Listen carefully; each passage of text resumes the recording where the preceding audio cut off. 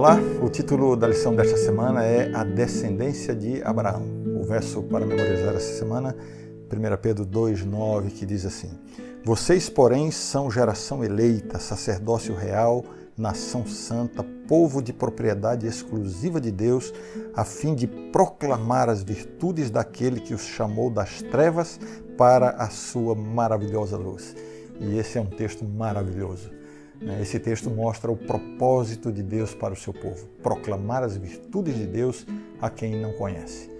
Deus estabeleceu o povo de Israel em uma posição estratégica na encruzilhada do mundo, entre os continentes africano, europeu e asiático.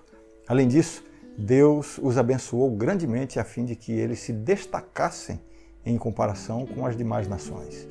Deus queria que o seu povo fosse mais sábio, mais próspero, mais saudável, e dessa forma as nações do mundo inteiro seriam atraídas para saber a razão dessa superioridade. E essa seria a oportunidade de testemunhar e levar aos outros povos o conhecimento do verdadeiro Deus.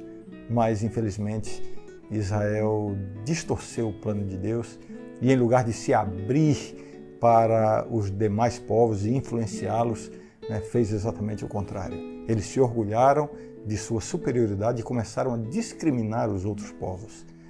As bênçãos de Deus foram usadas em benefício próprio. Essa atitude limitou a realização do plano original de Deus. Mesmo assim, Deus foi encontrando caminhos para que as outras nações, ou para as outras nações, não ficassem completamente privadas do seu conhecimento. Por isso, Deus sempre conservou um remanescente fiel como suas testemunhas. Esta semana nós vamos estudar sobre as promessas de Deus a Israel e as condições para o cumprimento dessas promessas. E veremos também como Deus conduz as coisas quando o seu povo não cumpre as condições estabelecidas. E esse é o tema que vamos dedicar, que vamos estudar durante essa semana. Espero que você se anime. O título da lição de domingo é Escolhidos entre todos os povos. O texto em destaque da lição de hoje é Deuteronômio 7, verso 6, que diz assim: Porque vocês são povo santo para o Senhor seu Deus. O Senhor seu Deus os escolheu para que de todos os povos que há sobre a terra, vocês fossem o seu povo próprio. Deus escolheu. Escolhido significa separado para o serviço de Deus, ou escolhido para executar os importantes propósitos da providência divina. A escolha de Israel para esse destino elevado não foi nem por causa de sua quantidade numérica, porque até depois da morte de José, eles eram apenas um punhado de pessoas. E nem foi por causa de seus méritos extraordinários, porque, em verdade, com muita frequência, eles haviam adotado uma conduta perversa e indigna. A escolha foi em consequência da aliança ou da promessa feita aos seus antepassados. A escolha de Deus por seu povo revela a sua graça, sua sabedoria e a sua iniciativa para abençoar a toda a humanidade. Uma questão tem incomodado muitos estudiosos do Antigo Testamento. Por que Deus escolheu um povo em detrimento dos demais? Não seria isso uma parcialidade ou um favoritismo por parte de Deus? Isso não é injusto? Esses questionamentos geralmente levam em conta os privilégios envolvidos na escolha, mas não podemos deixar de ver que os privilégios vieram acompanhados de pesadas responsabilidades. O preço de ser um povo escolhido era terrível, por causa de sua posição privilegiada. Quando Israel desobedeceu a Deus, eles foram colocados no fogo da tribulação. A história de Israel, contada por seus próprios escritores, indica o terrível fardo que a sua eleição carregava. E o que nós aprendemos disso? Jesus nos explica uma lição muito importante. Lucas 12, 48. Mas aquele a quem muito foi dado, muito lhe será exigido. E aquele a quem muito se confia, muito mais lhe pedirão. E essa lição serve para nós hoje também. Somos responsáveis pela luz e pelos privilégios que recebemos. O título da lição de segunda-feira é O Acordo sobre a Terra. E o texto bíblico em destaque para o estudo de hoje é Gênesis 35:12, que diz assim: A terra que te dei a Abraão e a Isaque dar-te-ei a ti e depois de ti a tua descendência. Às vezes é difícil entender os planos de Deus. Ele chamou Abraão e lhe fez grandes promessas.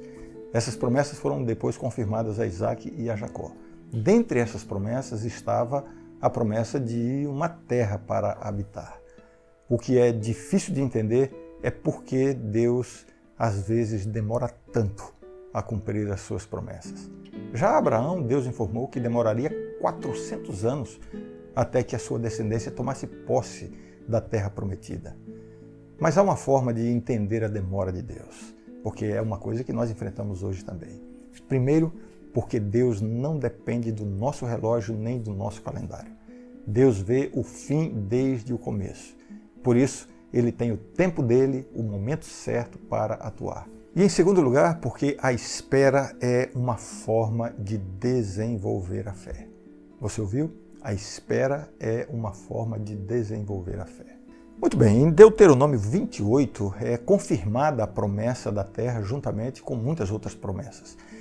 Mas como comentamos na lição de ontem, os privilégios sempre vêm acompanhados de responsabilidades. E esse capítulo, Deuteronômio 28, mostra isso de maneira bem clara. O capítulo tem duas seções. A primeira mostra as bênçãos e a segunda mostra as maldições, se eles não cumprissem as condições para receber as bênçãos. Na verdade, as maldições previstas aí eram uma descrição do curso natural do ser humano pecador. A inclinação para o pecado levaria inevitavelmente à desobediência. E vemos aqui a força da natureza humana pecaminosa. Nós somos inclinados ao pecado. E se não houver uma força restritora, a tendência humana, como diz o outro, é sempre ladeira abaixo na degradação moral. Somente quando entrarmos na terra prometida, a Nova Jerusalém, a nova terra, estaremos definitivamente libertos dessa escravidão do pecado e então viveremos eternamente com o Senhor, e essa é a nossa grande esperança. O título da lição de terça-feira é Israel e a Aliança. Geralmente, quando falamos da aliança de Deus com o seu povo, mencionamos as promessas da aliança. Mas é importante lembrar que a aliança envolve também as ameaças, as maldições. Falamos disso ontem, não? As promessas são asseguradas quando as condições são cumpridas. Mas quando Israel descumpria essas condições, eles ficavam sujeitos a receber as maldições da aliança. Muitas pessoas questionam essa forma de Deus lidar com o seu povo, com base em ameaças. Mas se nós observarmos bem, a aliança de Deus com Israel não estava baseada em ameaças, e sim em promessas de bênçãos. Mas Deus conhece a tendência do coração humano, que é pecador, e por isso Ele mostra claramente quais seriam as consequências da desobediência. Quando o ser humano se afasta de Deus, fica vulnerável à ação corruptora, destruidora do mal, e fica desprotegido contra os inimigos físicos e inimigos espirituais. Então Deus, em sua misericórdia, sempre insistia em mostrar ao seu povo o que aconteceria se eles quebrassem a aliança.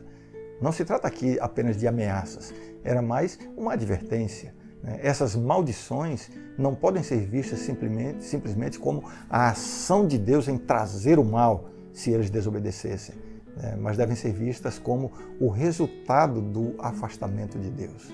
A história de Israel demonstra exatamente isso. Frequentemente, eles se desviavam dos caminhos de Deus e seguiam os seus próprios caminhos, e como resultado vinha a opressão, o exílio, e todos os prejuízos decorrentes de estar fora da proteção divina. Essa história deve servir de lição para nós hoje também. Se formos fiéis a Deus, a mão protetora de Deus estará sobre nós.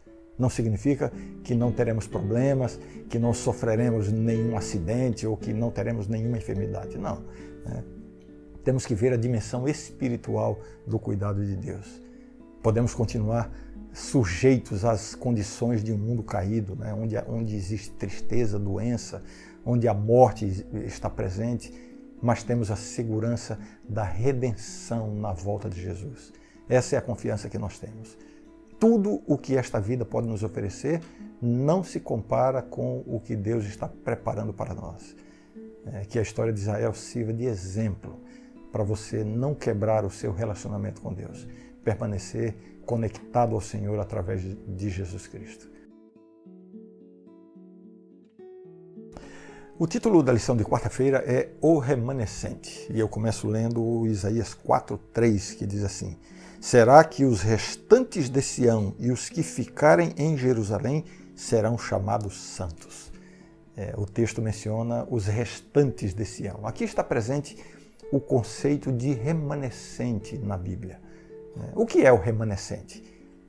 Vamos entender bem esse conceito tão importante para o tempo profético em que vivemos. Remanescente na Bíblia é o grupo de pessoas que sobrevivem a uma catástrofe provocada por Deus muitas vezes, né? Normalmente um juízo por causa do pecado. Esse grupo se torna o núcleo para a continuação da humanidade ou do povo de Deus. A existência futura do grupo maior depende desse remanescente santo e purificado que sofreu e sobreviveu ao julgamento de Deus. O conceito de remanescente é encontrado em todos os períodos da história da redenção, onde catástrofes, seja desastre natural, doença, guerra ou outros instrumentos, ameaçam a continuidade dos propósitos de Deus. Desde o relato da criação até o final do Antigo Testamento, o conceito é progressivamente aprimorado, esse conceito de remanescente. O problema teológico abordado pelo conceito de remanescente é a tensão entre a graça e as promessas de Deus, por um lado, e a sua santidade e justiça, por outro. Essa aparente tensão entre a graça de Deus e a sua justiça revela a distinção entre o verdadeiro e o falso povo de Deus. O povo de Deus, santo, puro e verdadeiro, sobreviverá ao julgamento divino contra o pecado como um remanescente fiel e se tornará, como eu disse, o núcleo de um povo escolhido e renovado para se tornar depois um grande povo novamente. Dessa forma, os propósitos de Deus nunca são frustrados. Através do remanescente, ele cumpre o seu plano para os seus filhos. Ou seja, mesmo quando há uma grande apostasia, sempre permanece um remanescente para receber o cumprimento do plano de Deus. Uma lição importante para nós hoje.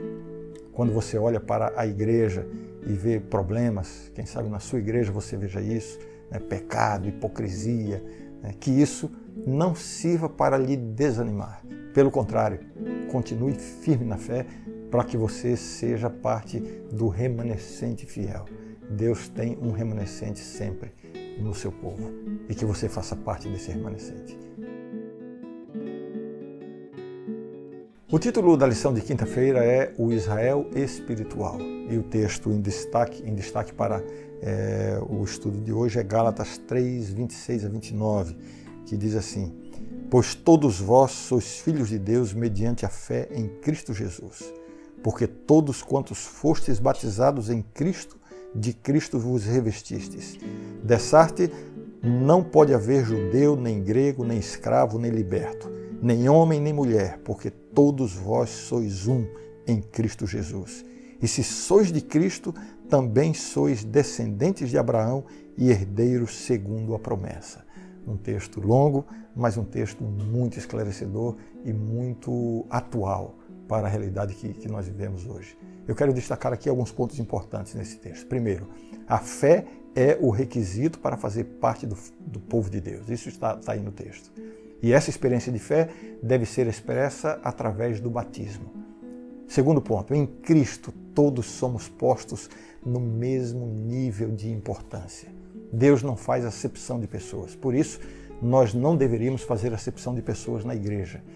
Mas não confunda, acepção não é o mesmo que distinção. É óbvio que as pessoas são diferentes, possuem características próprias, dons e talentos diferentes, cada um tem os seus dons e talentos diferentes de outros membros. Nem todos estão aptos para pregar ou aptos para liderar um ministério específico. Isso é normal e tem que ser respeitado. São as diferenças que há entre as pessoas. Fazer acepção é quando julgamos o valor individual das pessoas em função de sua origem, de sua condição socioeconômica, de sua etnia, de seu sexo. E um debate atual é justamente a respeito do papel da mulher na igreja. Alguns chegam a fazer um malabarismo hermenêutico para justificar os seus preconceitos. Mas o texto bíblico é claro, Não há judeu, nem grego, nem escravo, nem liberto, nem homem, nem mulher, porque todos vós sois um em Cristo Jesus. Um terceiro ponto importante desse texto é o fato de que em Cristo nos tornamos herdeiros espirituais de Abraão. As promessas da aliança de Deus com Abraão se cumprem em Cristo e em todos os que estão pela fé conectados a Cristo. Nós estamos agora aguardando justamente o cumprimento da maior promessa, que é a volta de Jesus e finalmente entrarmos na terra prometida, inicialmente a Abraão e depois a todos nós. Vamos orar.